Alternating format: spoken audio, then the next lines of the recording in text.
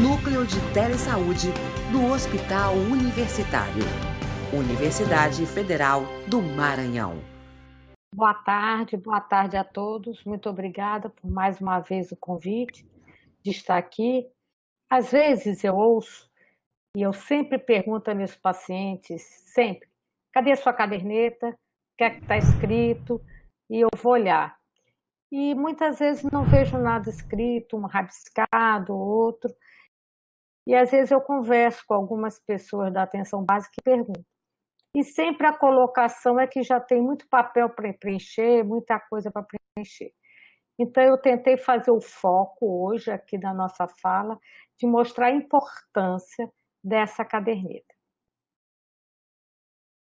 É obviamente que nós precisamos montar o cenário, né?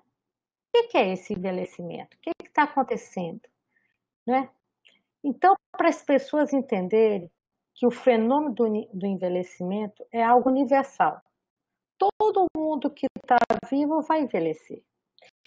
E importantíssimo entender que é um processo natural. Não existe essa medicina anti-envelhecimento.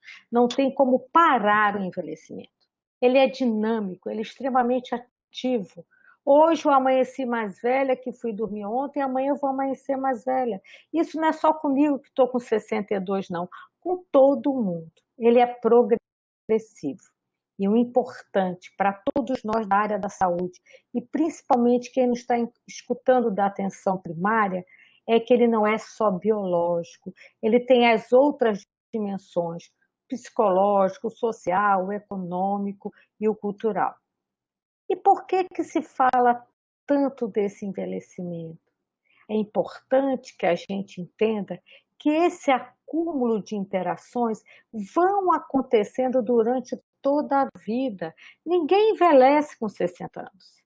Vem um caminhar de alterações, de processos biológicos, comportamentais, sociais, que podem ir diminuindo as capacidades próprias desse processo de envelhecimento.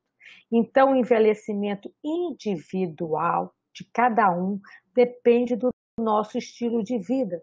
Eu vejo muita gente dizer assim, minha irmã nem parece minha irmã, tão diferente de mim, porque o envelhecimento ele é individual. E o que tem acontecido de uma época para cá? A ampliação do tempo de vida, o envelhecimento populacional, que é visto como uma conquista do século XX, que inicialmente era privilégio só dos países desenvolvidos. De um tempo para cá, passou a ser presente também nos países em desenvolvimento. Então, essa conquista de se conseguir chegar no envelhecimento populacional, ela está longe de se distribuir de uma forma igualitária em todos os países. Trazendo o nosso Brasil, né? Esse processo do envelhecimento no Brasil, ele está ocorrendo num ritmo muito acelerado, num curto espaço de tempo. Para atingir esse envelhecimento que nós temos no Brasil hoje, a França levou 100 anos, nós estamos fazendo em 3 décadas.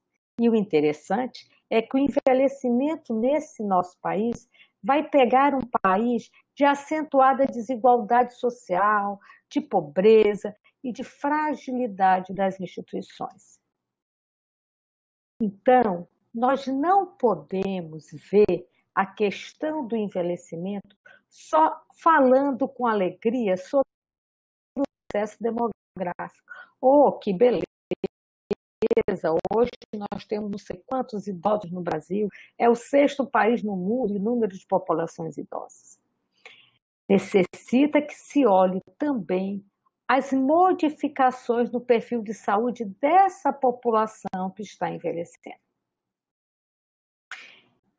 Que, em vez da gente ter só um número grande de processos agudos que envolviam cura ou óbito, há uma prevalência grande de doenças crônicas não transmissíveis e suas complicações.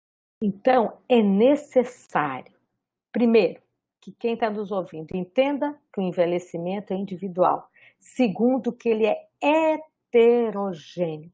Qualquer aluno me traz algum artigo para ler e que está no singular, eu digo, envelhecimento é no plural, são vários envelhecimentos. Então, ao mesmo tempo, nós temos idosos autônomos e independentes, ao mesmo tempo, nós temos idosos que perderam a dependência por alguma coisa, mas são autônomos, e nós temos idosos que perderam a autonomia e independência, que nós chamamos de idosos frágeis. Então, esse crescimento vertiginoso das pessoas idosas com dependência, com perda de autonomia, de qualidade de vida, que necessitem de cuidados de terceiros, que podem ser os cuidadores formais, profissionais, ou os informais, que são os familiares, vai gerar uma série de implicações individuais, familiares e para a sociedade. Então, para que esses todos, que não se vislumbra apenas pelo crescimento populacional, é necessário que esse nosso olhar seja ampliado também para a transição epidemiológica, seja ampliado para a prevenção de doença e promoção de saúde. Então, com isso, houve ações e estratégias que fomentaram políticas públicas inclusivas para todas as idades, com foco na pessoa idosa. Claro que cada um desses slides, desse cenário que eu falei inicialmente, daria uma aula, mas eu tenho só 20 a 30 minutos. E, claro, também, para eu chegar na Política Nacional de Saúde da Pessoa Idosa, eu teria que trazer as políticas internacionais, onde nós mamamos, onde a gente lê, onde a gente estudou, para se chegar nas políticas brasileiras. Teria que falar da Constituição Federal de 88, da Política do Idoso de 94, mas nós vamos fazer o foco aqui na Política Nacional de Saúde da Pessoa Idosa. Então, antes da Política Nacional de Saúde do Idoso, a questão do idoso no Brasil, ela estava articulada apenas à saúde e à previdência. E a velhice aparecia como doença, e não na perspectiva da promoção do envelhecimento saudável, ativo e digno. Onde estavam os velhos? No programa da hipertensão, do diabetes, da catarata, da próstata, da osteoporose. Então, eu acho a Política Nacional de Saúde do Idoso uma política linda, uma política inovadora, porque as pessoas deixaram de ser vislumbradas apenas como portadora de doenças. Ela foi inicialmente, lançada pela portaria de dezembro de 1999, com o nome de Política Nacional de Saúde do Idoso, e ela foi reformulada, revista, com uma nova portaria em outubro de 2006, e aí sim já saiu como Política Nacional de Saúde da Pessoa Idosa. Por quê? Porque o envelhecimento é feminino, tem a feminização da velhice. Então, quando você falava do idoso, dava uma ideia do masculino. Então, eu gosto, eu também aceito, também acho que é importante a gente falar da pessoa idosa. Quais são os objetivos da política? São enormes. Eu fiz um grupinho pelo foco do que eu quero fazer. Qual é o grande objetivo da Política Nacional da Saúde da Pessoa Idosa? Garantir atenção integral à saúde do idoso, enfatizando o envelhecimento saudável e ativo, com base no conceito da funcionalidade. Então, é inconcebível um profissional de saúde, principalmente nós médicos, dizer assim, não vou fazer nada porque essa pessoa tem 70 anos. Não pode ser a visão da idade cronológica. Tem que a necessidade da avaliação da funcionalidade. E o que é lindo dessa política, por isso que eu a chamo de inovadora, porque ela trabalha nos dois grandes eixos. Tem programas, tem atuações, tem as orientações para os idosos independentes e tem para os idosos frágeis. que existem, às vezes, na mesma casa, como eu coloquei nessa foto. No mesmo ambiente, você pode ter os dois idosos convivendo. E aí, gente, se tudo que eu falar hoje aqui, na vida de vocês não lembrarem nada, só guardarem esse slide, eu já estou feliz. Qualquer atuação do profissional de saúde tem que lembrar desse slide.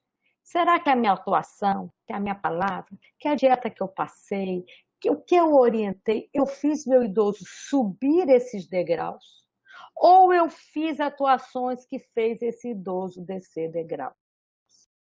Quanto mais o idoso consegue subir um desses degraus, mais ele está ganhando independência e autonomia.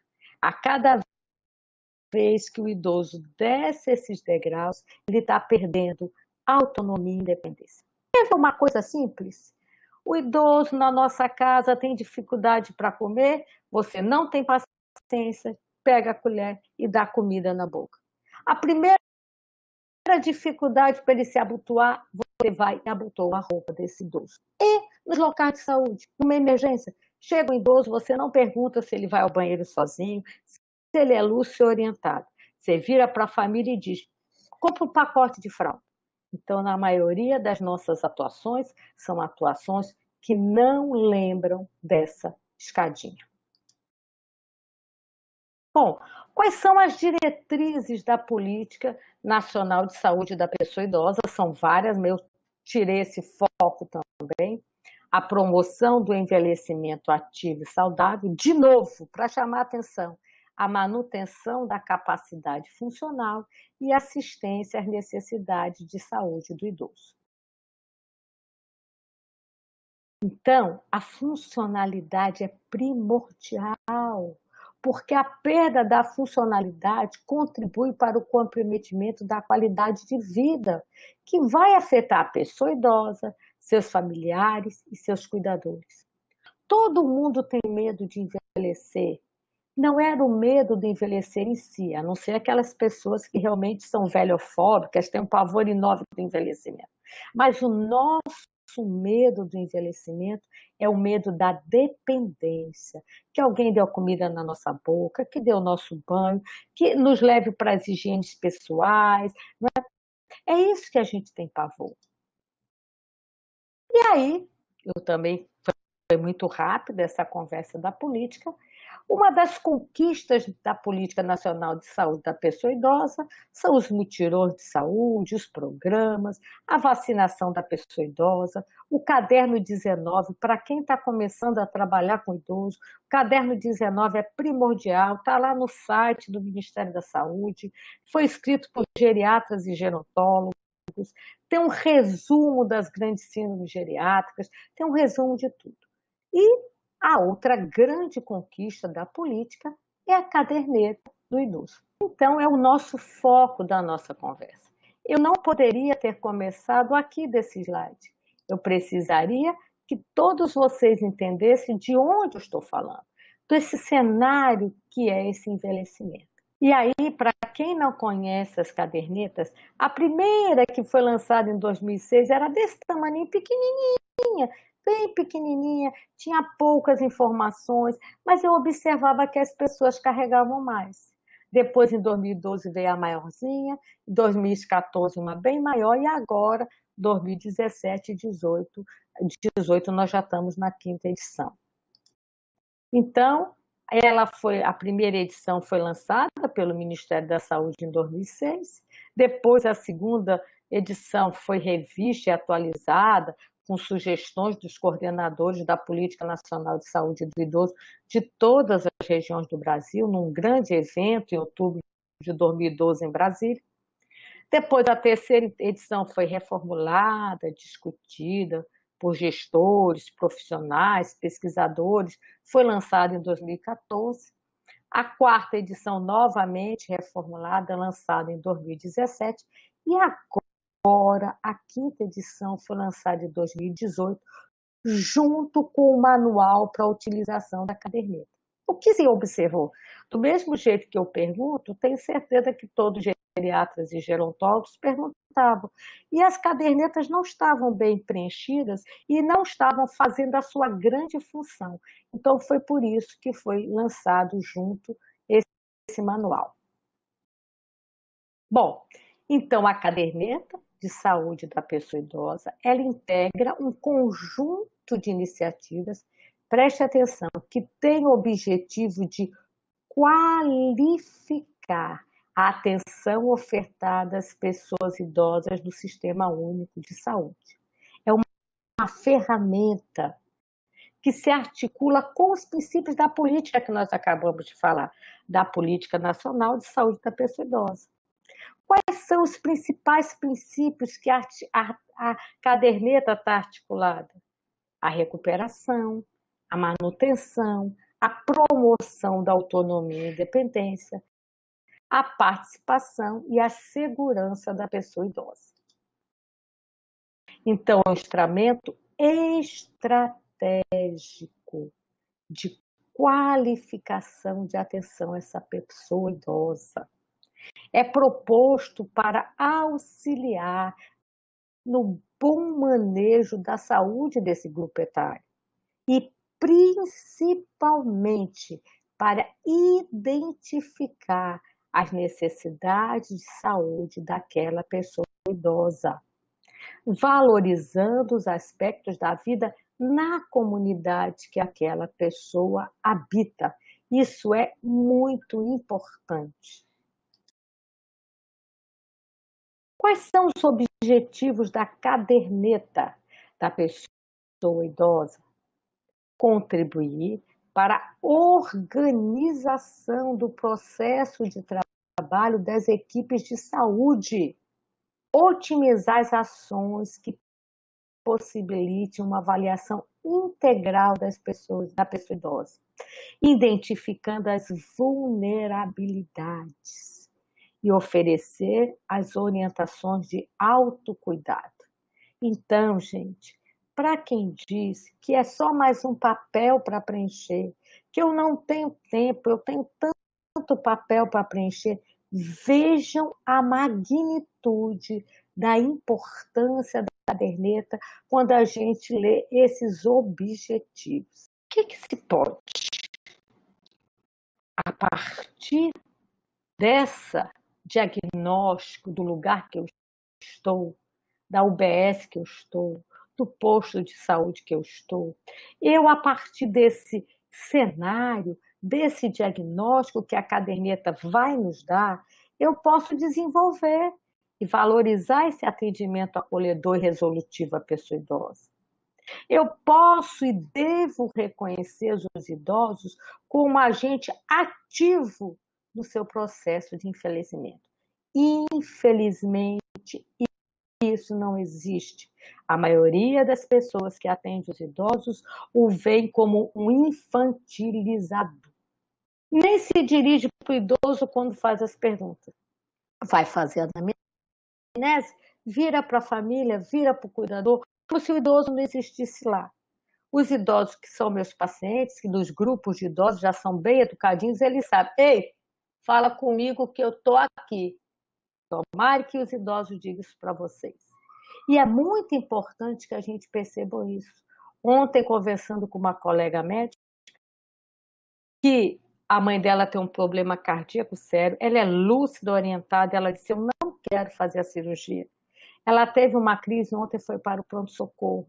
E a médica do pronto-socorro disse, mas a senhora tem que fazer essa cirurgia que seu cardiologista falou. Ela disse, eu já disse para ele que eu não vou fazer. E ela virou para a filha, e vocês o que dizem? Não obrigam a sua mãe a fazer? E a filha virou e disse, ela é lúcida, ela é orientada, o corpo é dela. Então, quem trabalha com o idoso tem a mania de não vê-lo como agente ativo no seu processo de envelhecimento. Outra coisa importante, a partir desse diagnóstico da caderneta, podemos realizar ações integradas para a continuidade do processo, a continuidade do cuidado, incentivando a participação e a segurança da pessoa idosa. Outras ações, disseminar informação sobre o processo de envelhecimento para os profissionais de saúde e da sociedade. E, pelo amor de Deus, desconstruir estereótipos sobre o envelhecimento. Dona Maria vai dizer que o joelho está doendo, o médico diz, ora, a senhora não quer sentir dor com 80 anos, mas se Dona Maria for bem esperta, ela vai dizer, os dois joelhos têm 80 anos, mas só o direito está doendo. Então, nós precisamos desconstruir isso, parar de chamar nossos idosos por vovô, vovó. Eles têm nome, eles têm história de vida. E importante também articular ações entre os serviços de saúde e os serviços sociais. Eu passando visita com meus alunos, né, da UFMA, no hospital, e conversando com a família sobre o caso. E eu disse, mas não foi dito à senhora que a senhora tem direito a conseguir a cadeira de roda? Não, nunca me disseram. Importante que os profissionais conversem uns com os outros para entender os direitos, os que as leis trazem, para que a gente ajude essa família. Bom, e aí eu disse que essa última edição, a 5ª edição, que é de 2018, junto com ela, veio esse manual para a utilização da caderneta, né?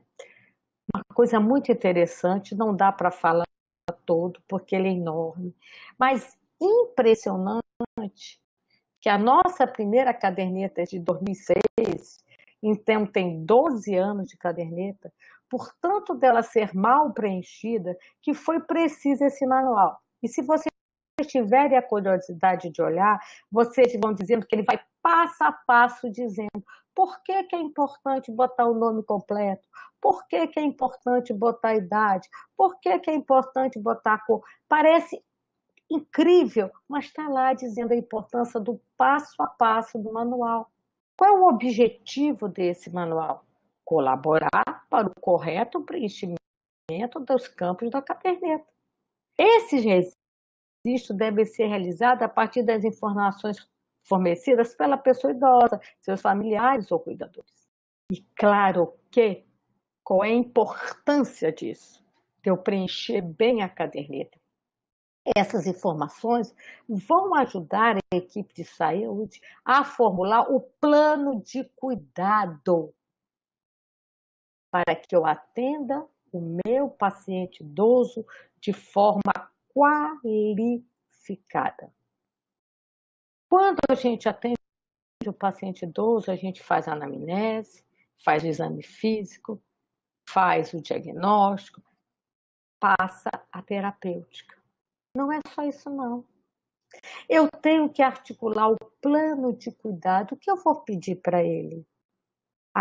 Vamos encaminhá-lo para um profissional de educação física, para o fisioterapeuta, para o fono, para o nutricionista. E muito importante, se a equipe que está lá na atenção básica entender isso, nós vamos poder ter lá no nosso posto onde for um quadro branco, uma cartolina, dependendo de onde a gente estiver, e eu vou ter aqui, seu João, do grupo tal, da equipe tal que o atende. Eu vi que o quadro dele não é um quadro sério, então ele vai estar com um botãozinho verde. O seu fulano do grupo tal, um botãozinho amarelo, ele já precisa de mais cuidados. Esse fulano tal, é idoso frágil, então um botãozinho vermelho. E aí o plano de cuidado você enxerga, os do botão vermelho, a equipe tem que ir lá ao domicílio vê-lo semanalmente.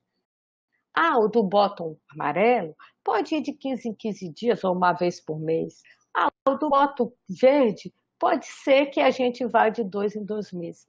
É o plano de cuidado. Senão não adianta nada essa caderneta. Então é importante que o usuário, o familiar, os cuidadores, os profissionais de saúde zelem pelo preenchimento da caderneta.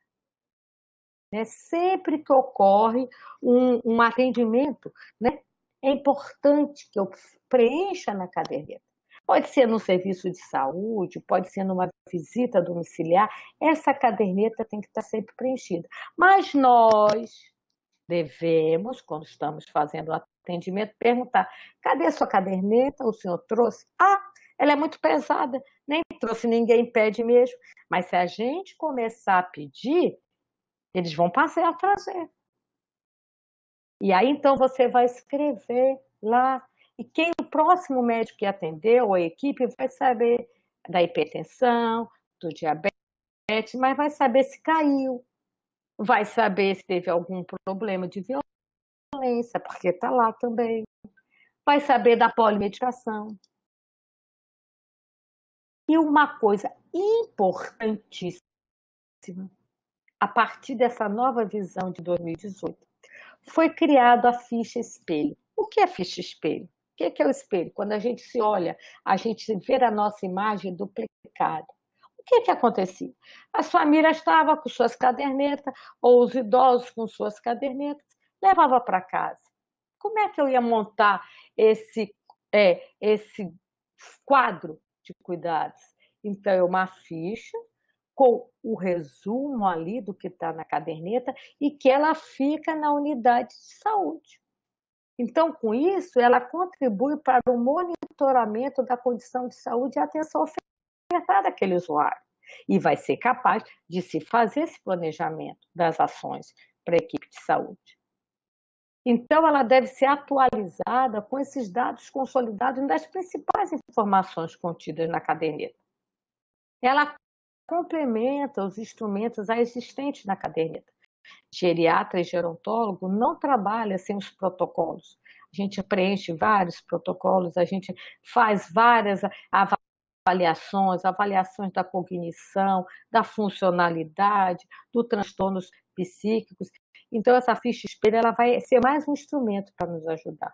E é óbvio que novos campos podem ser incluídos de acordo com a especificidade do território, porque o Brasil é imenso, da população atendida para nosso UBS. Se estiver atendendo os quilombolas, de repente, tu precisa colocar mais alguma coisa. Se você estiver atendendo nossos idosos indígenas, os nossos idosos encarcerados, os nossos idosos de rua, então cada local pode ter um campo importante para essa especificidade do local. E aí, tá pequeno, não dá para vocês verem, mas é porque é uma ficha grande, né? Mas ela traz ali os dados pessoais, como é a nossa AGA, como é a nossa avaliação geriátrica ampla, as medicações, né? O quanto tempo tu usa, porque o que mais a gente pega é idoso usando o mesmo remédio da pressão do diabetes 2 vezes, porque foi no médico, não perguntou o que ele usava e repetiu o remédio, né? E aí esse idoso fica tonto, labirintite, aí toca o outro remédio. O remédio que fazem para labirintite pode fazer o parkinsonismo secundário, aí metem mais um outro remédio, que a gente chama de cascata iatrogênica, que é o nosso dia a dia da geriatria. Eu digo sempre que o geriatra faz mais a desprescrição consciente, que é uma orientação da Organização Mundial de Saúde, da Sociedade Brasileira de Geriatria e Gerontologia, do que prescreve. Tem também aí, na ficha espelho, a avaliação da função odontológica. É importante que o médico, o profissional de saúde, olhe também a boca do idoso. A maioria dos nossos idosos envelhecem sem dente, com uma dentadura quebrada, que eu já peguei de dentadura colada com araldite, com superbond, e a gente só vai encaminhar o idoso para o serviço odontológico se eu fizer o exame. Eu digo sempre que o exame do idoso é da boca até o pé. Tem que tirar o sapato, tem que olhar entre os dedinhos dos pés. E aí, outra parte também aqui. E aí, gente, essa parte para mim que eu acho a mais bonita é o protocolo de identificação da vulnerabilidade. E aí sim eu vou poder fazer um lindo e maravilhoso plano de cuidado para o nosso idoso. Porque nós, da atenção de saúde, temos a mania de culpabilizar o paciente e seus familiares. O idoso cai, ninguém fez essa avaliação da vulnerabilidade, ninguém avaliou por que ele caiu, aí encaminha para um hospital para fazer a cirurgia da fratura do colo de fêmur. Na hora que ele recebe alta, eu pergunto isso todo dia. Só vem a receita do remédio para dor, antibiótico, anti-inflamatório. Não vem uma orientação para o idoso não cair novamente. Quando a gente sabe que a partir da primeira queda, o risco da segunda queda é enorme dentro de um ano. E quando ele volta para a sua equipe lá da atenção básica, também ninguém avalia essa vulnerabilidade para que ele não caia novamente. E quando ele cai novamente, dentro de um ano, que ele chega no posto, de novo, dona Maria, mas a senhora é teimosa, já caiu outra vez. Ninguém fez essa avaliação da vulnerabilidade. Por que essa idosa caiu? Por que esse idoso caiu? Ontem eu recebi o contato de uma profissional de fisioterapia, ela disse, professora, aqui no meu posto tem uma idosa que toda hora está caindo. O que eu posso falar para esse cuidador? A primeira coisa que você tem que fazer, minha filha, é fazer o diagnóstico. Por que essa idosa está caindo? É um problema intrínseco dela? Da fisiologia do envelhecimento? Da patologia que ela tem? Foi investigada as patologias? Das medicações? Ou é um problema extrínseco do ambiente que ela vive? Tu só pode orientar o cuidador quando tu fizer esse diagnóstico. Então, já na pergunta, já está a fala velhofóbica, do discurso velhofóbico, de que você já está acusando os familiares. E aí, gente, o acompanhamento dos idosos, através da caderneta de saúde da pessoa idosa, é um importante recurso para a qualificação do atendimento às necessidades da pessoa idosa no seu contexto. Não vai adiantar nada, nada, a gente ficar feliz. Oh, que maravilha, que beleza, nós estamos envelhecendo. Quando eu comecei a estudar envelhecimento, se dizia que no ano de 2020 nós teríamos 30 e tantos milhões de idosos. Nós já estamos com quase 60 e poucos, não é? E a previsão para 2050, o professor Kalacha disse no outro dia, 74 milhões. Não vai ser bom nem para o idoso, nem para a família, nem para a sociedade, se a maioria desses idosos envelhecerem de forma ruim.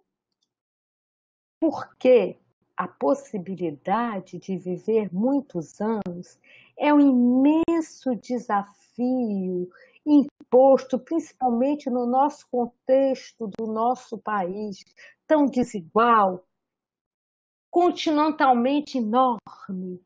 É um desafio para nós, pessoas idosas, para os familiares, para os cuidadores, para os profissionais, para a sociedade civil e para as instituições governamentais. Por isso que a gente vê tanto discurso velhofóbico de nossos dirigentes, dos nossos gestores, dos nossos empresários. Velho custa caro. Vamos prestar atenção. E é óbvio, como eu disse lá no início, que o envelhecimento depende das condições biopsicossociais ao longo da vida da pessoa. Dependendo das condições, tem milhões de pessoas com 40, 45 que são velhos, pelas condições de vida que eles tiveram a vida inteira. Então, é importantíssimo ações que previnam as doenças crônico-degenerativas.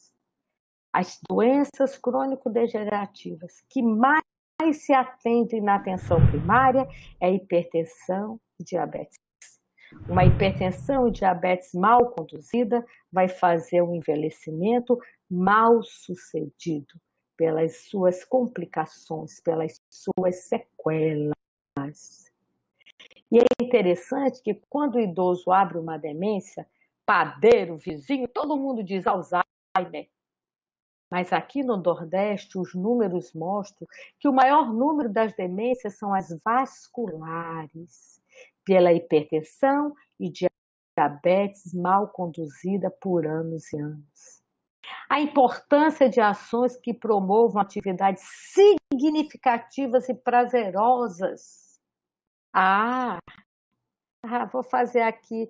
Já tive uma ideia. Aqui no meu grupo de idosos, eu vou fazer uma festinha para os velhos. Esses idosos, às vezes, não querem festinha. Eles querem ser ouvidos, para eles dizerem o que eles querem. Aí depois o povo fica dizendo, tá vendo? A gente promove coisa aqui para o velho, eles não vêm.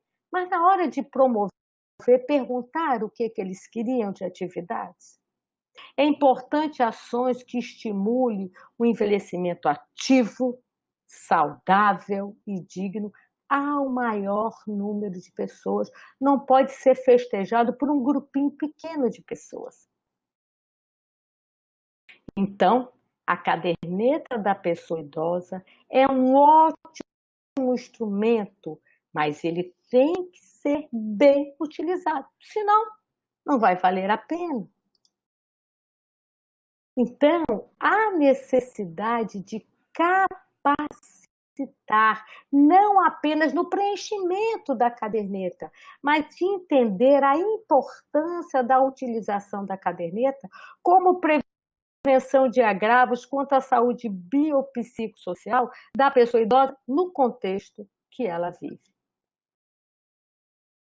E a atuação da equipe da estratégia da saúde da família no universo rico de demandas de quem está envelhecendo e quem já está idoso é de suma importância na medida que participa, analisa e integra conhecimentos específicos de diversas áreas, com o objetivo comum de promover um envelhecimento saudável, ativo e digno para todos. Obrigada e desculpa se eu extrapolei um pouquinho.